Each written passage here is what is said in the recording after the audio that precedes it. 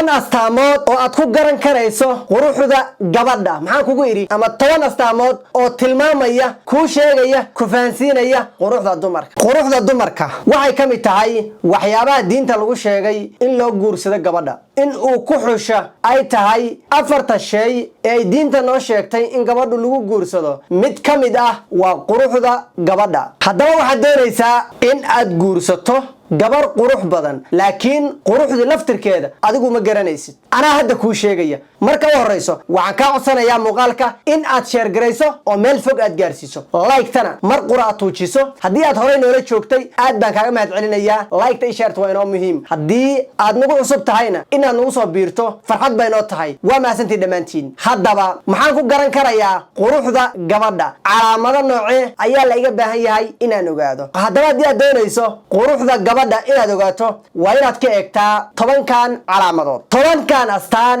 ee aan kuu sheegi doona ayaa ah tobanka astaan ee lagu garto quruxda gabadha. tobankani waa inaad ka heshaa ama qayb ka mid ah aad gabadhu ka heshaa. waa tahay quruxda gabadha waxa weeye: laba ha u caddaato, labo ha u caddaato, labana ha u madoobaato, labo ha u dheeraato, labana ha u dhuubnaato, labana ha u weynaato. maxaan kugu yidhi halkaa ma ila haysaa? waa toban. laba marka la isu raaciyo waa 5 min 2 ah, waa 10. maxaan kugu idhi?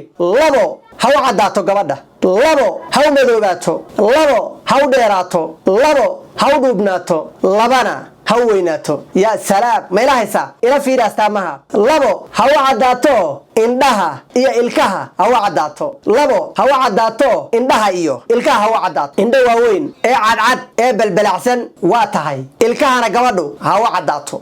labana ha u madoobaato. afka iyo timaha ha u madoobaato. afka iyo timaha ha u madoobaato. labana ha u dheeraato. labo ha u dheeraato. qoorta iyo sanka ha u dheeraato. maxaan kugu yidhi halkaa? qoorta iyo sanka ha u dheeraato. labana ha u dhuubnaato. dhaxda iyo faraha ha u dhuubnaato. dhaxda iyo faraha ha u dhuubnaato. labana ha u weynaato. labo ha u weynaato. barida iyo kubka ha u weynaato. yaa salaam, halkaa waad ila haysaa. haddii aadan fahmin ku cesho muuqaalka, dib ugu cesho. haye waxaan kugu yidhi 5 min 2 ah tobanka calaamadood. haddii tobankaba aadan ka wada helin waa in qayb ka mid ah aad ka heshaay. calaamadaha waa kuwa ugu muhiimsan ee quruxda dumarka lagu garto. waa tahay wax waliba waxay leeyihiin astaan iyo wax lagu garto iyo calaamad u gooni ah. astaamahaasi waa astaamaha hormuudka u ah quruxda hablaha lagu garto. gabadhu in qurux lagu guursado, quruxdeeda in gabadha loo guursado waa mid ka mid ah afarta shay ee diinta ay noo sheegtay in gabadha lagu guursado. maxaa ka mid ahaa? quruxdeeda ka mid ah, wali jimaaliyaha,